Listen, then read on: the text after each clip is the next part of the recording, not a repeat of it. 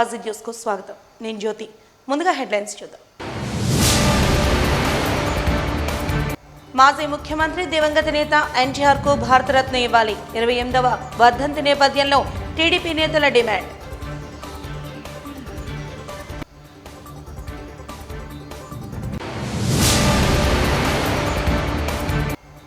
Steel plant పరిరక్షణే లక్ష్యంగా ఇచ్చిన మాటను నిలబెట్టుకున్న జనసేనాని.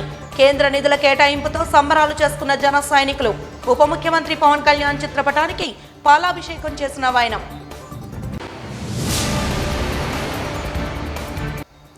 శిక్షణతోనే ఉద్యోగ సాధన సులభమవుతుంది. జనక్రాంతి శిక్షణ సంస్థ ప్రారంభోత్సవ కార్యక్రమంలో జీవీఎంసీ కమిషనర్ సంపత్ కుమార్ వెల్లడి.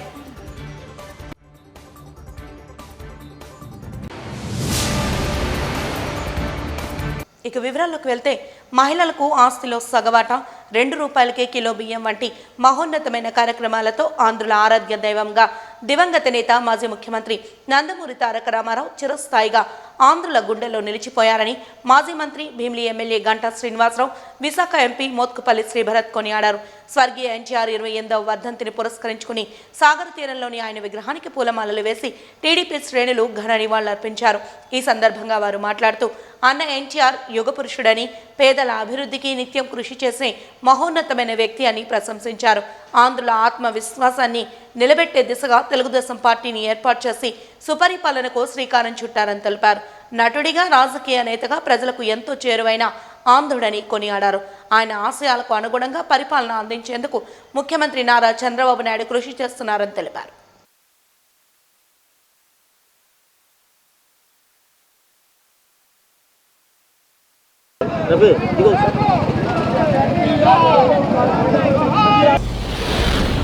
మన ఎమ్మెల్యే గారు అట్లాగే ఎంపీ గారు సుమారు ఈ రోజుకి అది 28వ సంవత్సరం అయింది అతను చనిపోయి.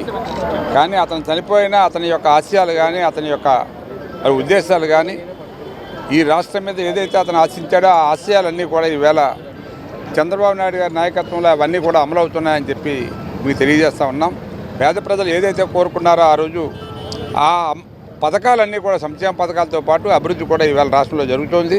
ముఖ్యంగా తెలుగుదేశం పార్టీని ప్రజలు ఎంతగా ఆదరించారో ఆ ఆదరణ మేము కాపాడుకోవడానికి మా ప్రభుత్వం ప్రయత్నం చేస్తుందని చెప్పి సందర్భంగా తెలియజేస్తూ,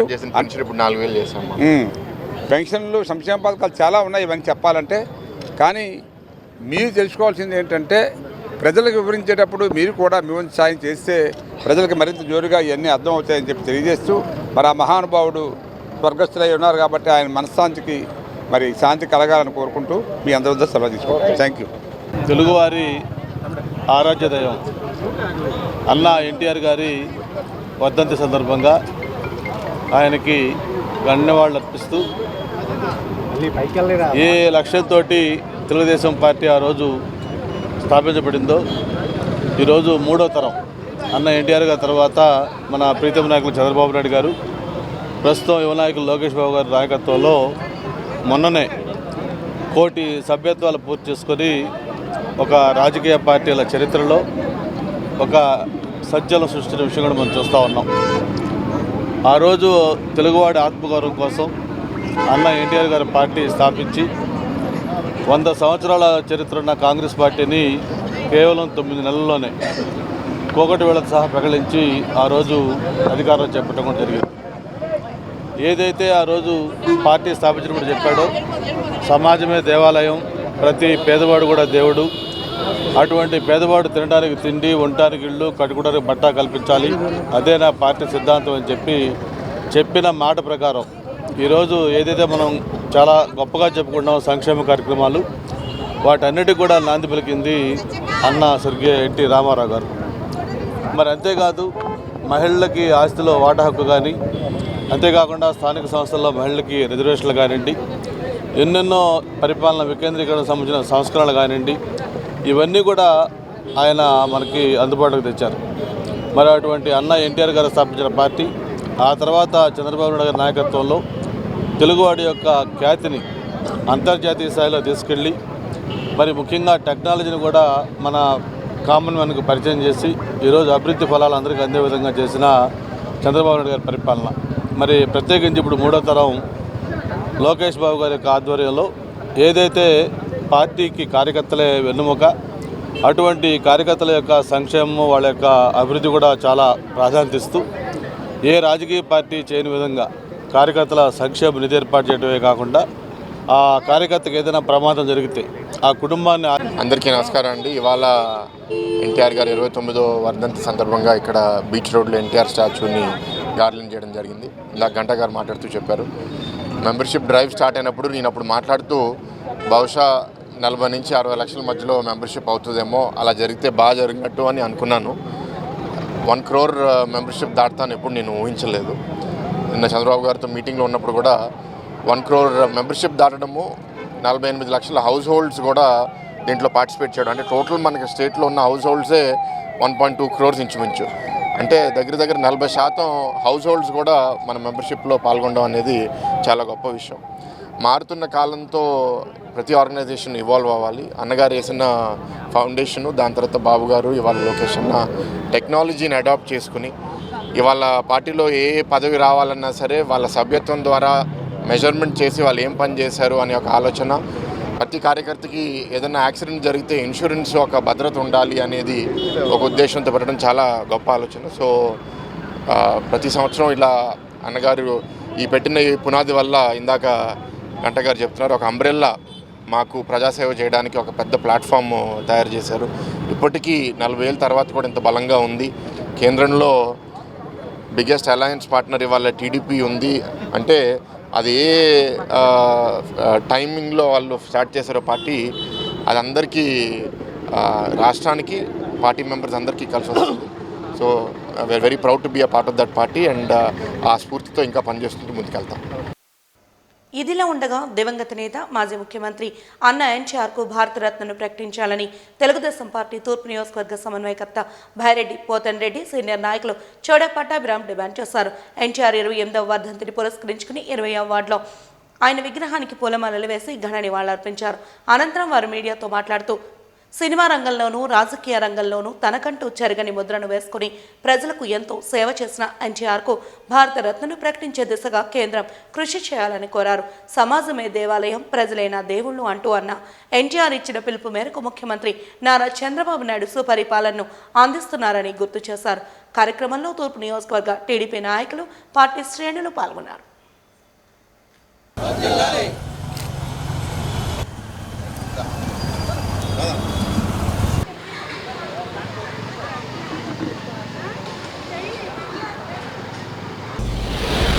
తెలుగుదేశం పార్టీ వ్యవస్థాపక అధ్యక్షులు స్వర్గీయ నందమూరి తారక రామారావు గారి వర్ధంతి కార్యక్రమాలు రాష్ట్ర తెలుగుదేశం పార్టీ ఆర్గనైజింగ్ సెక్రటరీ మిత్రులు చౌడ వెంకట పట్టాభిరామ్ గారి ఆధ్వర్యంలోనే ఈ 20 వార్డులో జరుగుతూ ఉన్నవి.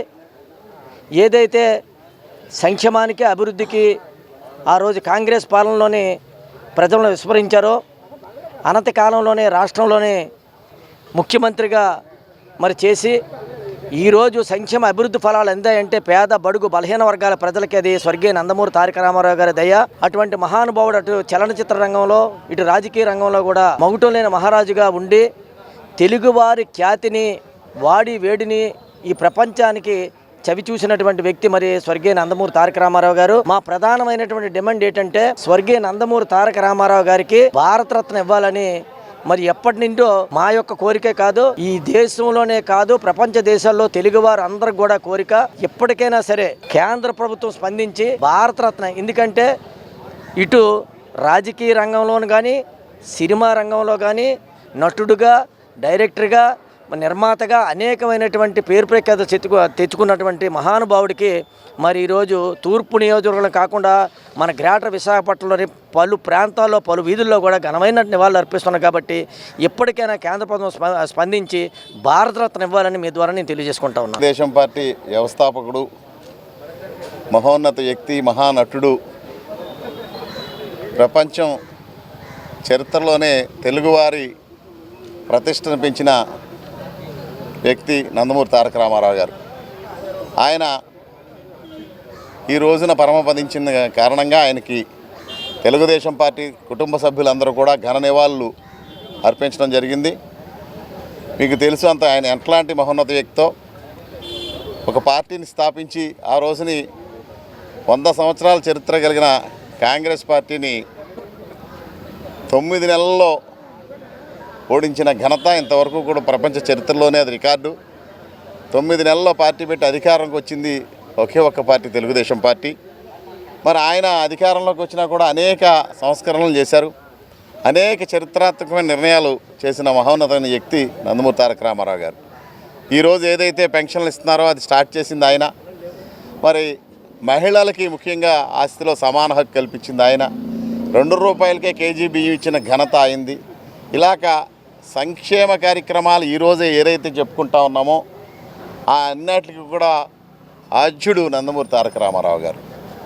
మరి అలాంటి పార్టీని స్థాపించి ఈ రోజుని ఈ రాష్ట్రం అధోగతి పాలైపోతున్న పరిస్థితుల్లో మళ్ళీ ప్రజలందరూ కూడా చాలా విసుగు చెంది కూటమికి, తెలుగుదేశం పార్టీ, జనసేన, భారతీయ జనతా పార్టీ కూటమికి మరి అఖండ మెజార్టీతో పట్టం కట్టారు. మరి దాని పర్యవసానంగా ఈరోజు ఎవరైతే లాస్ట్ టైము అన్ని పరిశ్రమలు బయటకు వెళ్ళిపోయారో వాళ్ళందరూ కూడా మళ్ళీ తిరిగి ఆంధ్రప్రదేశ్ రావడానికి అన్ని విధాలా కృషి చేస్తున్నారు. నారా చంద్రబాబు నాయుడు గారు, రామారావు గారు ఏదైతే ఆశయాలతో ఈ పార్టీని స్థాపించారో, సమాజమే దేవాలయం, ప్రజలే నా దేవుళ్ళు అనే ఒకే ఒక్క స్లోగన్తో ఆయన పార్టీని స్థాపించడం. మరి అదే ఆశయాలతో ఈరోజు నారా చంద్రబాబు నాయుడు గారు తెలుగుదేశం పార్టీని ముందుకు తీసుకెళ్తూ అనేక మందికి ఉపాధి కల్పించే విధంగా అనేక కంపెనీలను తీసుకురావడానికి ఇక్కడ ప్రత్యేకంగా మన విశాఖపట్నానికి వస్తే టీసీఎస్, గూగుల్ లాంటి కంపెనీలతో ఎంఓయూ చేసుకున్నారు. అవి కూడా తొందరలో రాబోతాయి. ఈ అభివృద్ధి పదాలన్నీ కూడా ప్రజలందరికీ అంది మరి అందరికీ ఉపాధి కల్పించాలి. ప్రజలందరూ ఎక్కడికో తరలి వెళ్లకుండా ఇక్కడే చదువుకున్న పిల్లలందరికీ కూడా భవిష్యత్తు కలగాలని సదుద్దేశంతో తెలుగుదేశం పార్టీ లక్ష్యాలతో ముందుకు పోతా ఉంది. దీనికి అన్నిటికీ ఆద్యుడు, ఆరాధ్యుడు నందమూరి తారక రామారావు గారుని ఈ రోజున మనం అందరం తెలుగుదేశం పార్టీ కుటుంబ సభ్యులందరూ కూడా ఘనమైన నివాళులు అర్పించుకుంటా ఉన్నాం. మరి ఆ విధంగా ఆయన ఆశయాలతో మనందరం కూడా ఒకటే పుణ్యం ఏంటంటే ఆ ఛత్రం కింద, ఆ పసుపు జెండా కింద మన అందరం తెలుగు పసుపు సైనికుల వల్లే కదులుతూ ముందుకెళ్తాం. క్రమశిక్షణ కలిగిన కార్యకర్తలుగా మనం అంటూ మన పూర్వజన్మ సుకృతం అని నేను భావిస్తూ మరొక్కసారి ఆయనకి, మహానుభావునికి ఘనమైన నివాళులు అర్పిస్తూ జోహార్ ఎన్టీఆర్.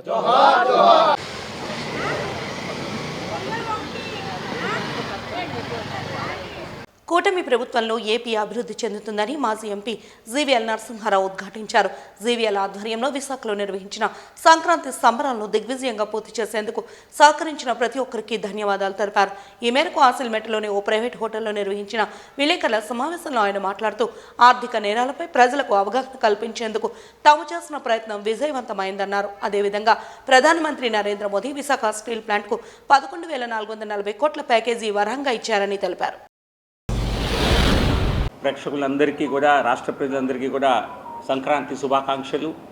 విశాఖపట్నంలో జీవీఎల్ మహాసంక్రాంతి పేరుతో చేసినటువంటి వేడుకలు విశేషంగా ప్రజల్ని ఆకర్షించాయి. దానిలో మీడియా మిత్రుల పాత్ర కూడా చాలా విశిష్టమైంది. వీటన్నిటికీ విస్తృత కవరేజ్ ఇవ్వటమే కాకుండా ప్రజల మనోగతాన్ని అందరికీ తెలియజేసి మీరు కూడా అనేక మంది కుటుంబ సమేతంగా విచ్చేసి వేడుకల్లో పాల్గొనడం చాలా ఆనందాన్ని ఇచ్చింది.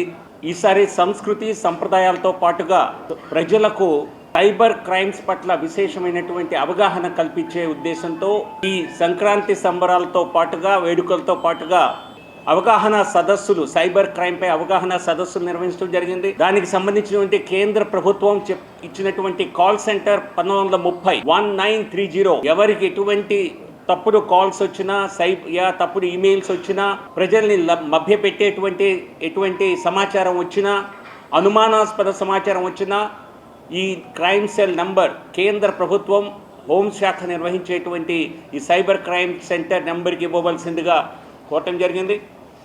ఆ సందర్భంలో సిపి బాక్షి గారు కూడా వచ్చి, విశాఖపట్నం కమిషనర్ ఆఫ్ పోలీస్ వచ్చి అనేక వివరాలు తెలియజేశారు. ఇది ఒక్క విశాఖపట్నంలో 10 రోజుల్లో 10 కోట్ల ప్రజలు కోల్పోయారు ఈ నెల మొదటి 10 రోజుల్లో. అంటే ప్రతి సంవత్సరం ఈ సైబర్ క్రైమ్ అన్నది 10 రెట్లు పెరుగుతోంది. ఇది భారతదేశంలోని యువకుల్ని కాంబోడియా, మయన్మార్, థాయిలాండ్, లావోస్ వంటి దేశాలకు తీసుకువెళ్ళి వారిని ఉద్యోగం పేరుతో వారిని అక్కడికి తీసుకువెళ్ళి మభ్యపెట్టి వారి చేత ఇటువంటి సైబర్ నేరాలు చేయిస్తున్నారన్న సమాచారం కమిషనర్ గారి ద్వారా తెలిసింది.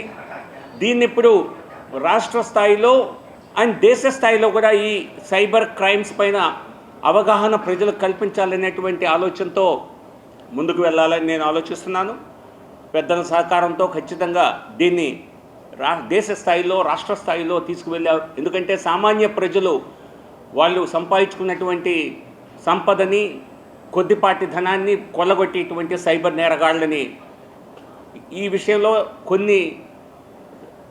కొంత సమాచారం నాకు నిన్న కమిషనర్ గారు కూడా ఇవ్వటం జరిగింది. కొన్ని దేశాల్లో యువకులు మమ్మల్ని ఇక్కడికి తీసుకొచ్చి ఈ రకంగా బందీలుగా చేసి లేదా మమ్మల్ని భయపెట్టి చేయిస్తున్నారు, మేము ఇక్కడి నుంచి తప్పుకోవాలి, ఇక్కడి నుంచి వెనక్కి రావాలని కోరుకుంటున్నాం, మాకు సహాయం చేయండి అని స్వయంగా వారు తెలియజేస్తున్నారని.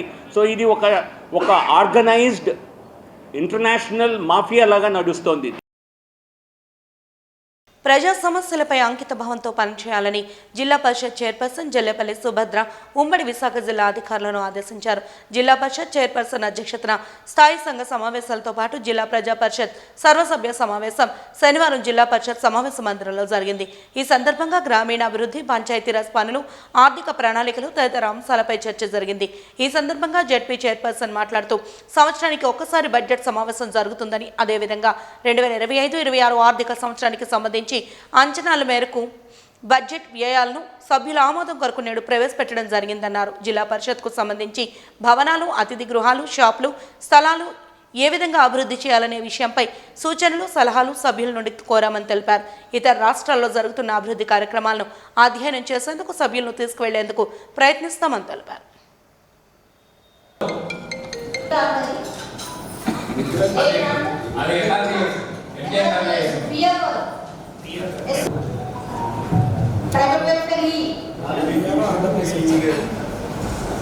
మాకు అరకు నియోజకవర్గం మాత్రం చాలా ఇబ్బంది పెడుతున్నారు. అధికారులు కనుక ఎవరైనా ఒకసారి దయచేయకుండా అందరినీ ప్రోటోకాల్ ఏదైతే ఉంటుందో ఆ రకంగా ఇన్విటేషన్ ఇవ్వండి అని కూడా చెప్పడం జరిగింది. ఇప్పుడు మళ్ళీ కనుక మీరు అలా చేసినట్టయితే నిజంగా ఈరోజు చెప్తున్నాను నేను ఉంటాను ముందుకు దింపండి. ఎక్కడైతే ప్రోటోకాల్ విషయంలో డీవియేషన్ అయిందో అధికారులు ఒకసారి గమనించాలి. మీరు ఏ రాజకీయ పార్టీలకు మీరు సంబంధించినటువంటి వ్యక్తులు కాదు. మీరు అక్కడ ఉన్నది వైసీపీయా, టీడీపీయా, జనం ఉన్నారు. ఎప్పుడైనా ప్రోటోకాల్ విషయంలో మీకు ఎక్కడైనా అటువంటి పరిస్థితి గతంలో చేసామా?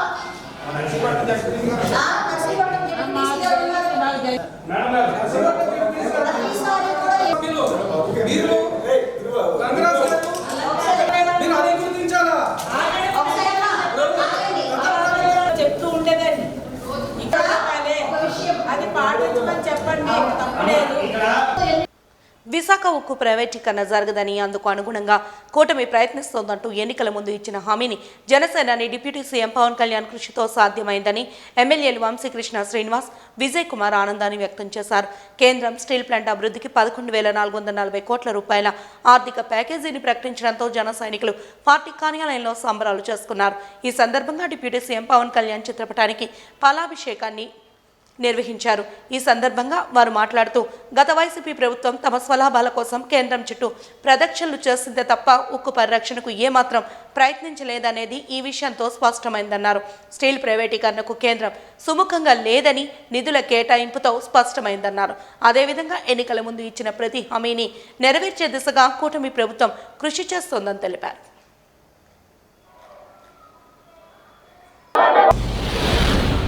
కేవలం ఈరోజు ఆంధ్రప్రదేశ్లో కూటమి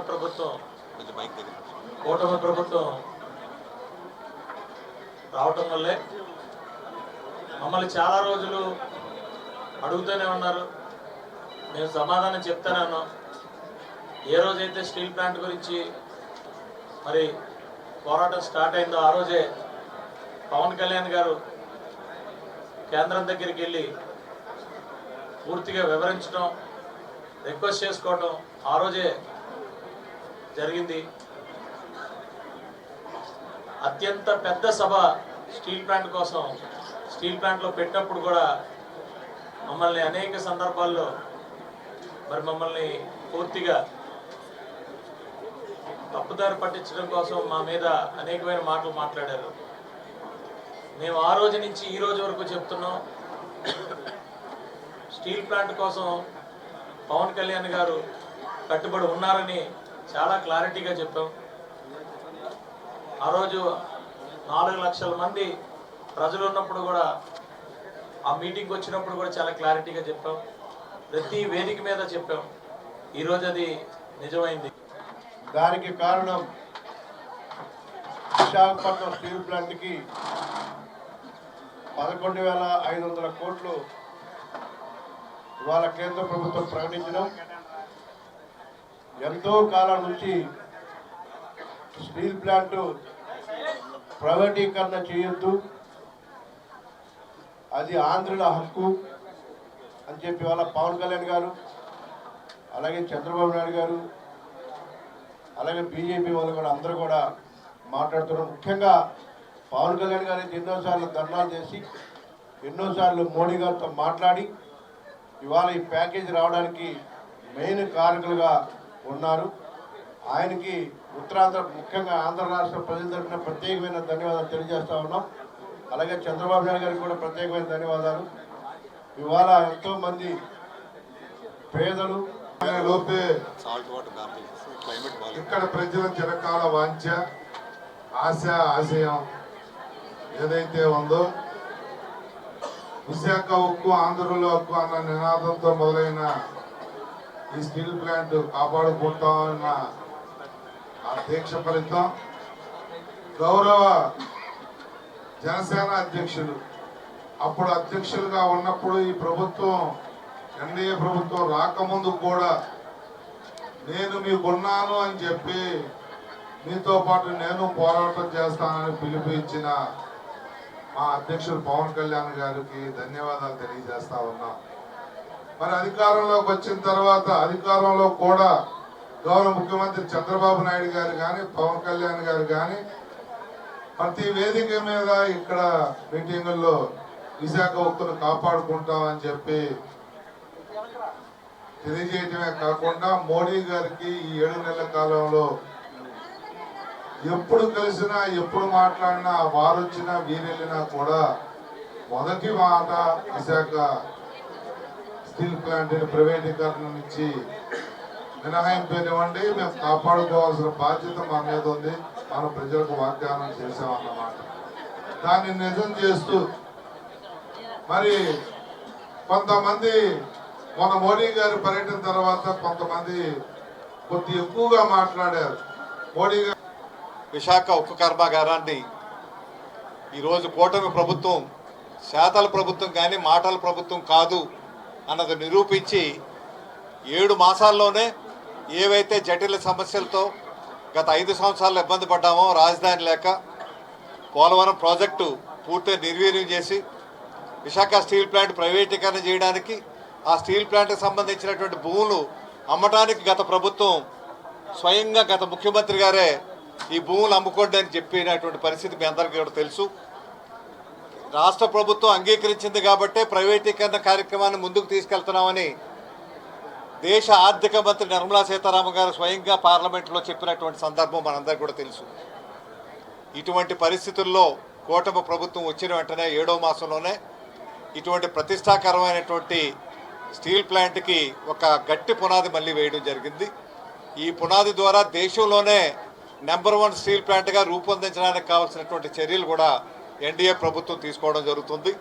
దీనికి విశాఖ ప్రజల తరపున, ఉత్తరాంధ్ర తరపున, తెలుగు రాష్ట్ర ప్రజల తరపున మన గౌరవ ప్రధానమంత్రి నరేంద్ర మోడీ గారికి నా హృదయపూర్వక ప్రజల తరపున అభినందనలు, కూటమి తరపున అభినందనలు వారికి తెలియపరుస్తూ ఉన్నా. అంతేకాదు, మేము ఒక్క ఉదాహరణ చెప్తాను. ఇక్కడ ఎంతో అనుభవశాలైనటువంటి వ్యక్తి ముఖ్యమంత్రి అయితే పరిపాలన ఏ రకంగా ఉంటుందన్నది చంద్రబాబు నాయుడు గారి పరిపాలనలో చూస్తున్నాం 7 మాసాల్లో. దేశానికి విశాఖ స్టీల్ ప్లాంట్ సత్తా ఏంటో చూపించే సమయం వచ్చిందని ఎంపీ శ్రీభరత్ పేర్కొన్నారు. టీడీపీ పార్టీ కార్యాలయంలో నిర్వహించిన విలేకరుల సమావేశంలో ఎన్టీఆర్ వైద్య సేవ ట్రస్ట్ చైర్మన్ సీతంరాజు సుధాకర్తో కలిసి ఆయన విలేకరుల సమావేశంలో మాట్లాడారు. ఈ సందర్భంగా ఎంపీ శ్రీభరత్ మాట్లాడుతూ స్టీల్ ప్లాంట్ను పూర్వ వైభవం తీసుకొచ్చేలా ప్యాకేజీ రూపకల్పన జరిగిందన్నారు. అసాధ్యం అనుకున్న పనులను సుసాధ్యం చేసి చూపిస్తున్నామని తెలిపారు. స్టీల్ ప్లాంట్కు కేటాయించిన 11,440 కోట్ల రూపాయల ప్రత్యేక ప్యాకేజీని సద్వినియోగం చేసుకునే విధంగా ఉద్యోగులు కార్మికులు కృషి చేయాలని ఈ సందర్భంగా ఆయన తెలిపారు. రానున్న రోజుల్లో ఈ ప్యాకేజీకి 10 ఎక్కువగా దేశానికి తిరిగి ఇవ్వాలని ఆయన పేర్కొన్నారు. ఈ ప్యాకేజీలో కొత్త ఈక్విటీ ఇన్సూరెన్స్, వర్కింగ్ క్యాపిటల్ సహాయం, ప్రిఫరెన్స్ షేర్ల జారీకి అనుమతి పొందడం విశాఖ ఉక్కు కార్యకలాపాలకు కొత్త శక్తి చేకూరుస్తుందన్నారు. ఈ కార్యక్రమంలో ఎంపీ శ్రీభరత్తో పాటు ఎమ్మెల్సీ ప్రభుత్వ విప్ వేపడ చిరంజీవిరావు, విశాఖ జిల్లా టీడీపీ అధ్యక్షులు, oil seeds corporation chairman Gandi Babji తదితరులు పాల్గొన్నారు. Steel plant revival package announcement celebrate చేసుకోవడానికి ఈ ప్రెస్ మీట్ పెట్టడం జరిగింది. నిన్న చూశారు మీరు, మన ముఖ్యమంత్రి గారు చంద్రబాబు నాయుడు గారు ఆల్రెడీ దీని మీద మాట్లాడడం జరిగింది. కేంద్రంలో క్యాబినెట్ డిసిషను ప్రధానమంత్రి గారు అనౌన్స్ చేయడము, దాని గురించి కొంచెం వివరణ railway minister, information broadcasting minister Ashwini Vaishnaw గారు మాట్లాడడం కూడా వీడియో క్లిప్లు మీరు అందరూ చూసుంటారు. సో గత 7 నెలలుగా ఎదురు చూస్తున్న ఈ సందర్భం కొంచెం ఓపిక్గా మీరు వింటే నా ప్రయాణం కూడా దీంట్లో నేను చెప్తాను. 2019లో పోటీ చేసిన తర్వాత ఈ స్టీల్ ప్లాంట్ గురించి మెల్లమెల్లగా అవగాహన వచ్చింది. దానికన్నా ముందు నాకు స్టీల్ ప్లాంట్ చరిత్ర ఏంటి అనేది అంత స్పష్టంగా నాకు తెలీదు.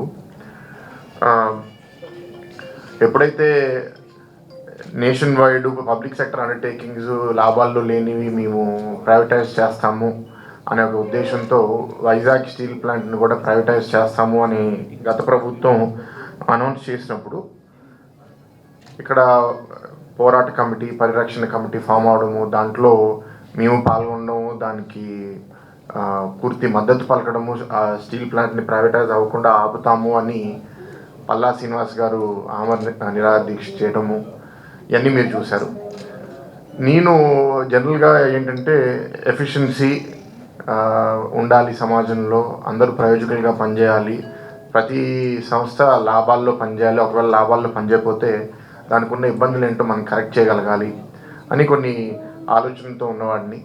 సో అప్పుడు కూడా నేను మాట్లాడుతూ స్టీల్ ప్లాంట్ గురించి చెప్పాను. ఇది నష్టాల్లో ఉన్నప్పుడు ప్రైవేటైజ్ చేయాలి అనే ఆలోచన గవర్నమెంట్కి రావడం తప్పు కాదు, కానీ అన్ని పబ్లిక్ సెక్టర్ అండర్టేకింగ్స్ చూస్తే వర్స్ట్ ఏది పర్ఫామ్ అవుతుందో అది ప్రైవేటైజ్ చేస్తే పర్వాలేదు, కానీ స్టీల్ ప్లాంట్ అనేది 1-2 సంవత్సరాల్లో నష్టాల్లో ఉండడం వల్ల ప్రైవేటైజ్ చేయడం అనేది అన్యాయం. అది కూడా స్టీల్ ప్లాంట్లే ప్రైవేటైజ్ చేయాలంటే దేశవ్యాప్తంగా చాలా స్టీల్ ప్లాంట్లు ఉన్నాయి, RINLే ఫస్ట్ ఎందుకు చేయాలి? సో రావడం అనేది ఎప్పుడు ఊహించనిది. ఓవరాల్ పార్లమెంట్కి వచ్చేసరికి నేను మన మనసులో 2.5 లక్షలు 3 లక్షలతో గెలిస్తే బాగుంటుందని అనుకున్నాను, కానీ 5 లక్షలు అనేది ఎప్పుడు ఊహించలేదు. సో జనాలు పలికారు, ఏమని పలికారు? నమ్మకం కలిగింది వాళ్ళకి, వీళ్ళైతే చేయగలుగుతారు. ఎందుకు ఆ నమ్మకం కలిగింది? 1999లో 2004 మధ్యలో ఇదే స్టీల్ ప్లాంట్కి అప్పుడు ఇబ్బందులు ఉంటే అప్పుడు కూడా ఎన్డీఏ ప్రభుత్వమే కేంద్రంలో, అప్పుడు కూడా ఇక్కడ టీడీపీ ప్రభుత్వం, అప్పుడు కూడా ముఖ్యమంత్రి చంద్రబాబు నాయుడు గారు, అప్పుడు ఇక్కడ ఎంపీ మా తాత ఎంవీఎస్ మూర్తి గారు, శ్రీకాకుళం ఎంపీ ఏమో ఎర్రన్ నాయుడు గారు, వాళ్ళు కూడా అప్పుడు పోరాటము, స్టీల్ ప్లాంట్కి తాలూకు వాళ్ళందరినీ అక్కడికి వెళ్ళి ప్రధానమంత్రికి అర్థమయ్యేటట్టు వివరించడం, అప్పుడు వాళ్ళ ఎక్విటీ కూడా ఇంచుమించు 1,500 కోట్లు ఇవ్వడం. స్టీల్ ప్లాంట్ రివైవ్ అయిన తర్వాత ఆల్మోస్ట్ 10 ఏళ్ళు లాభాల్లో నడిచింది స్టీల్ ప్లాంట్. సో ఆల్రెడీ వీళ్ళకి ట్రాక్ రికార్డ్ ఉంది, వీళ్ళు చేయగలుగుతారు అనే ఒక నమ్మకం ప్రజల్లో కలిగిందని నేను అనుకుంటున్నాను. అదొక వైపు అయితే, ఇంకోవైపు గత ప్రభుత్వం మాకు 25 ఎంపీలు ఇవ్వండి, మేము మెడల్ ఉంచుతాము అని రకరకాల డైలాగులు చెప్పారు. కానీ వాళ్ళు గెలిచిన తర్వాత మాత్రం వాళ్ళ స్వార్థ ప్రయోజనాల కోసం తప్ప రాష్ట్ర ప్రయోజనాల కోసం ఎప్పుడు మనకి 2 కలిపి 1,100 కోట్లు స్టాచ్యుటరీ లయబిలిటీస్ బ్యాంక్ లోన్స్ కోసం ఎందుకు ఇస్తారు? వాళ్ళు రివైవ్ చేయాలనే ఒక ఉద్దేశం లేకపోతే 1,600 కోట్లు ఉట్టు పుణ్యం ఎందుకు ఇస్తారు? మనకి ఇచ్చారు అంటే దీన్ని రివైవ్ చేయాలనే కమిట్మెంట్ ఉంది కాబట్టి ఇస్తారు. ఇవన్నీ నేను చెప్పిన తర్వాత కూడా కేంద్రంలోని బీజేపీ ప్రభుత్వం స్టీల్ ప్లాంట్కు ఆర్థిక ప్యాకేజీని విడుదల చేసినట్లు ప్రకటించడాన్ని తాము స్వాగతిస్తున్నామని సిఐటియు నాయకులు ఎం జగ్గునాయుడు పేర్కొన్నారు. ఈ మేరకు జగదాంబ పార్టీ కార్యాలయంలో ఏర్పాటు చేసిన విలేకరుల సమావేశంలో వారు మాట్లాడుతూ ప్యాకేజీతోనే స్టీల్ ప్లాంట్ సమస్య పరిష్కారం అయిపోతుందని ప్రకటన చేయడం బూటకమని తెలిపారు. 1 సంవత్సరం ముడి సరుకు కొనడానికి 18,000 కోట్లు ఖర్చవుతుందని, ఇప్పటికే ఉన్న 12,000 కోట్లు నష్టం కానీ అప్పులు కానీ చూస్తే వచ్చిన ప్యాకేజీ ఏ మూలకు సరిపోదన్నారు. కేంద్ర ప్రభుత్వం విశాఖ స్టీల్ ప్లాంట్ మీద ప్యాకేజ్ ఇస్తున్నట్టుగా ప్రకటన వెలువడింది. ఈ ప్రకటన స్టీల్ ప్లాంట్కి తాత్కాలిక ఉపశమనం తప్ప శాశ్వత పరిష్కారం కాదు. కాబట్టి తాత్కాలికంగా ఉపశమనం కల్పించినందుకు ఆహ్వానిస్తున్నాం. కానీ శాశ్వత పరిష్కారానికి చర్యలు చేపట్టాలని చెప్పని కోరుతూ ఉన్నాం. అక్కడ ఉన్నటువంటి పోరాట కమిటీ కానీ యూనియన్లు కానీ కీలకంగా చేస్తున్నటువంటి డిమాండ్లు ఏమిటో ఆ డిమాండ్లు పరిష్కారం చేయాల్సినటువంటి అవసరం అనేది ఉంది. ఈరోజు స్టీల్ ప్లాంటు డిజిన్వెస్ట్మెంట్ ఏదైతే ప్రకటించారో ఆ ప్రకటనని క్యాబినెట్లో వెనక్కి తీసుకున్నట్టుగా ఏ విధమైనటువంటి నిర్ణయం ఈరోజు తెలియజేయలేదు ఎవరును. అలాగే స్టీల్ ప్లాంట్ని సెయిల్లో మెర్చేయమంటున్నాం, లేదా సొంత గనులు ఇవ్వమని కోరుతున్నాం. కానీ వాటి మీద ఏమీ మాట్లాడినటువంటి పరిస్థితి అనేది లేదు. ఇక్కడ తిరోగమన చర్యలు, ఉద్యోగాల తొలగింపు, కాంట్రాక్ట్ కార్మికుల తొలగింపు, వీటి మీద సరైన చర్యలు అనేది తీసుకునే పరిస్థితి అనేది లేదు.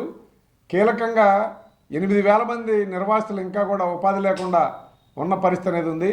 ఆ 8,000 మందికి ఉపాధి రావాలన్నా లేదా రద్దు చేయాలి, సెయిల్లో విలీనం చేయాలి, సొంత గనులు కేటాయించాలి, 3వ బ్లాస్ట్ ఫర్నేస్తో సహా పూర్తి ఉత్పత్తి సామర్థ్యం నడిపించాలి. విఆర్ఎస్ బదిలీల పేరు మీద ఆఫీసర్లని, పర్మనెంట్ ఎంప్లాయీస్ని, కాంట్రాక్టు టెండర్సు, మెడికల్ పేరు మీద కాంట్రాక్టర్స్ని వేల సంఖ్యలో తొలగించాలన్న కుట్రల్ని ఆపాలి. నిర్వాసితులకి ఉద్యోగాలు ఇవ్వాలి. స్టీల్ ప్లాంట్లో ఖాళీగా ఉన్న 5,000 ఖాళీ పోస్టుల్ని వెంటనే భర్తీ చేయాలి. కేంద్రం ఈ చర్యలు చేపట్టే విధంగా రాష్ట్ర ముఖ్యమంత్రి చంద్రబాబు గారు, ఉప ముఖ్యమంత్రి పవన్ కళ్యాణ్ గారు కేంద్రాన్ని ఒప్పించాలని చర్యలు చేపట్టాలని చెప్పని మేము డిమాండ్ చేస్తున్నాం. కేంద్రం ఈ ప్రకటన చేసే వరకు విశాఖ ఉక్కు కార్మిక వర్గం తమ సమైక్య పోరాటాన్ని మరింత ఉధృతం చేయాలని సిపిఎం పార్టీకి విజ్ఞప్తి చేస్తున్నాం. టీడీపీ, జనసేన, బీజేపీ కూటమి నాయకులు కేంద్ర ప్యాకేజీ ప్రకటనతో సంబరాలు చేస్తున్నారు. కొంతమంది అది వాళ్ళ హక్కు. మీరు ఆలోచించాల్సింది ఏంటంటే, కర్ణాటక రాష్ట్రంలో ఉన్నటువంటి విశ్వేశ్వరయ్య స్టీల్ ప్లాంట్కు కేంద్రం ఇటీవల 15,000 కోట్ల రూపాయలు ప్యాకేజీ ప్రకటించింది. దాని ఉత్పత్తి సామర్థ్యం ఎంతండి? కేవలం 70,000 టన్నులు. 284 మంది కార్మికులు పనిచేస్తున్నారు. మరి కాంగ్రెస్ రాష్ట్ర అధికారంలో ఉంది. మరి విశాఖపట్నం స్టీల్ ప్లాంటు 73 లక్షల టన్నుల కెపాసిటీతో ఈరోజు ఉత్పత్తి సామర్థ్యంతో ఉంది. ప్రత్యక్షంగా 30,000 మందికి, పరోక్షంగా 70,000 మందికి, 1,00,000 మందికి ఉపాధి కల్పిస్తూ ఉంది. మన రాష్ట్రంలో డబుల్ ఇంజిన్ సర్కారు అధికారంలో ఉంది. కేంద్రంలో టీడీపీ, జనసేన అత్యంత కీలక పాత్రలో ఉన్నాయి. కాబట్టి మీరు దీని అన్నింటినీ పరిగణలో తీసుకొని వైజాగ్ స్టీల్ ప్లాంట్కి శాశ్వత పరిష్కారం పూర్వవైపు వచ్చేటటువంటి చర్యలు చేపట్టాలి. మన ముఖ్యమంత్రి అనకాపల్లిలో ఇంతవరకు ఏర్పాటు చేయనటువంటి ఆర్సెలర్మిట్టల్ స్టీల్ ప్లాంట్ సొంత గనులు కేటాయించమని చెప్పని మోడీ గారితో ఢిల్లీలోనూ మన విశాఖపట్నం వచ్చి మాట్లాడారు. వైజాగ్ స్టీల్ ప్లాంట్ సొంత గనులు కేటాయించబడట్లేదని అడుగుతున్నాం మేము. స్టీల్ ప్లాంట్ కార్మికులు, గాజువాక, విశాఖపట్నం ప్రజానీకం ఈ కార్యక్రమం జయప్రదం చేయాల్సిందిగా మీ ద్వారా విజ్ఞప్తి చేస్తున్నాం. అత్యంత అరుదుగా విడుదల చేసే ప్రముఖుల నాణాలను విశాఖవాసి ఎస్ మాధవ్ తమ సొంతం చేసుకున్నారు. మాజీ ముఖ్యమంత్రి, దివంగత నేత స్వర్గీయ ఎన్టీఆర్ ముఖ చిత్రంతో కూడిన నాణాన్ని ఆర్బీఐ విడుదల చేసిన సంగతి మనకు తెలిసిందే. కేవలం 18,000 నాణాలను మాత్రమే విడుదల చేసిన తొలి విడతలో ఎన్టీఆర్ నాణాన్ని విశాఖవాసి ప్రముఖ ఫిలాటలిస్ట్ మాధవ్కు దక్కడం అభినందనీయం. మాజీ ముఖ్యమంత్రి, ఆంధ్రుల ఆరాధ్య దైవం అన్న ఎన్టీఆర్ వర్ధంతిని పురస్కరించుకుని వాజీ న్యూస్తో ఆయన ఆనందాన్ని వెలుబుచ్చారు. 25 సంవత్సరాలుగా హాబీల కింగ్ అనబడే తపాలా శాఖను నేను ప్రారంభించాను. హాబీకి కింగ్ అనే తపాలా బిళ్ళని ఎందుకంటారంటే ఇది ప్రపంచవ్యాప్తంగా ఉన్న ఒక హాబీ. ప్రతి హాబీకి కొన్ని పరిమితులు ఉంటాయి. వయసు పెరిగినా లేకపోతే ఆర్థికంగా పరంగా కూడా చూసినా కొన్ని హాబీలు మధ్యలోనే వదిలేస్తూ ఉంటాం. తపాలా బిళ్ళల సేకరణ మాత్రం ప్రపంచం అంతటా వయోభేదం లేకుండా పిల్లలు పెద్దలు అందరూ కూడా దాన్ని సేకరించవచ్చు.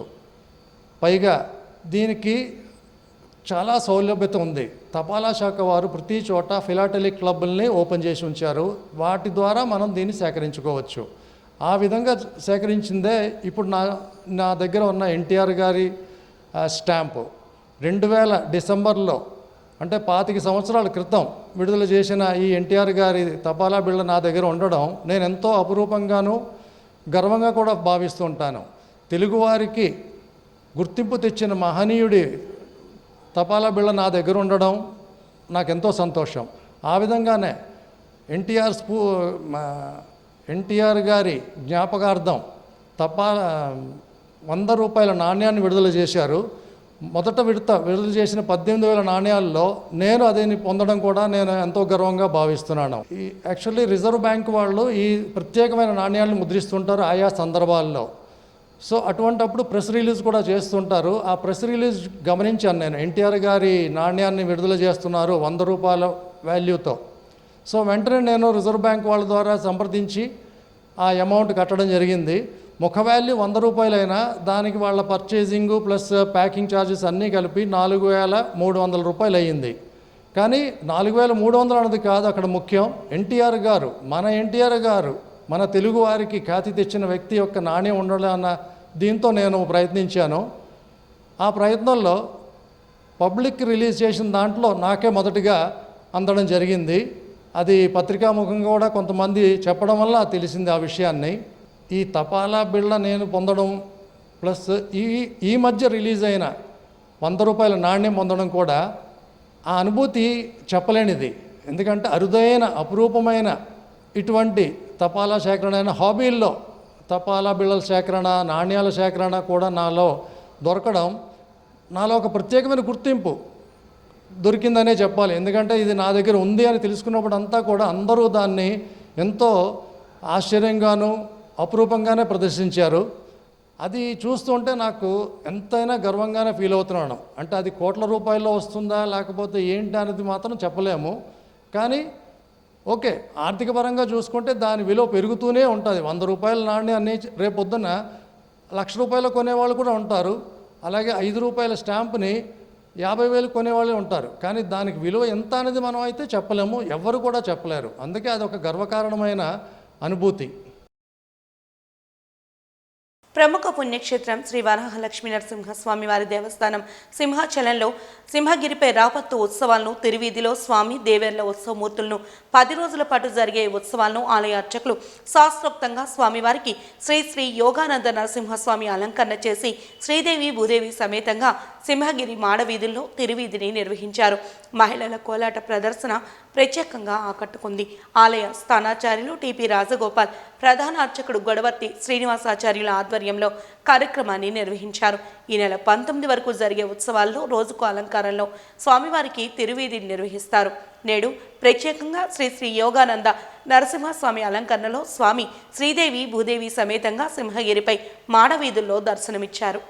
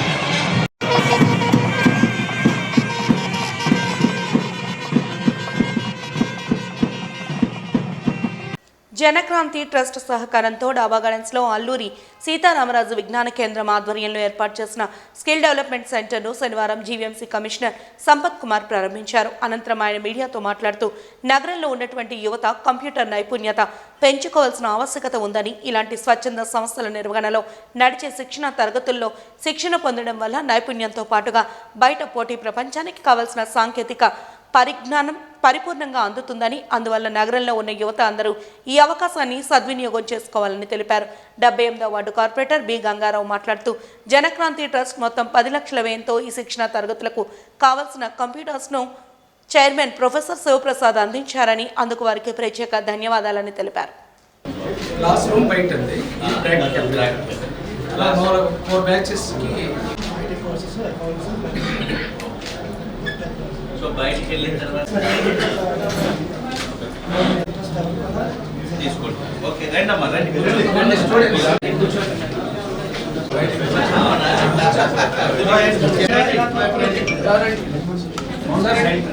ఇక్కడ ముఖ్యంగా ఐటీ పేద పిల్లలు బయట డబ్బులు ఇచ్చి ఎక్కువ చదివించుకోలేరు కాబట్టి ఎక్కువ ఫీజులు పెట్టి గవర్నమెంట్ని ప్రొవైడ్ చేయాలనేటువంటి ఒక బృహత్తర లక్ష్యంతో ఈ వాళ్ళకి పిల్లలకి ముఖ్యంగా స్లమ్లో ఉండేటటువంటి పిల్లలకి పేద పిల్లల్ని ఉద్దేశించి పెట్టినటువంటిది ఇది తెలియజేసుకుంటూ ఒక కన్స్ట్రక్టివ్ మోడ్లో వెళ్తున్నారు సేవాభావంతో. సో ఇది నిరంతరం కొనసాగాలని సేమ్ మనల్ని ఉద్దేశించి మాట్లాడినటువంటి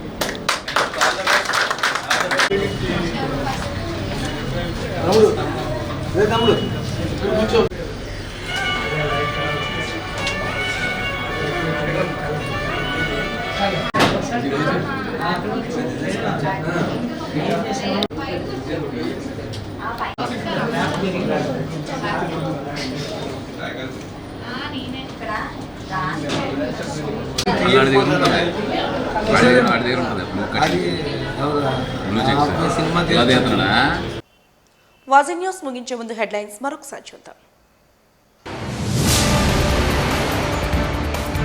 మాజీ ముఖ్యమంత్రి దివంగత నేత ఎన్టీఆర్ కు భారతరత్న ఇవ్వాలి. 28వ వర్ధంతి నేపథ్యంలో టీడీపీ నేతల డిమాండ్.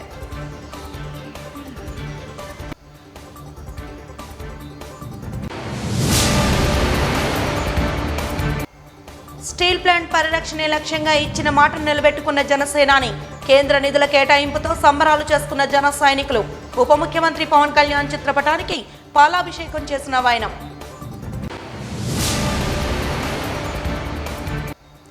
శిక్షణతోనే ఉద్యోగ సాధన సులభమవుతుంది. జనక్రాంతి శిక్షణ సంస్థ ప్రారంభోత్సవ కార్యక్రమంలో జీవీఎంసీ కమిషనర్ సంపత్ కుమార్ వెల్లడి.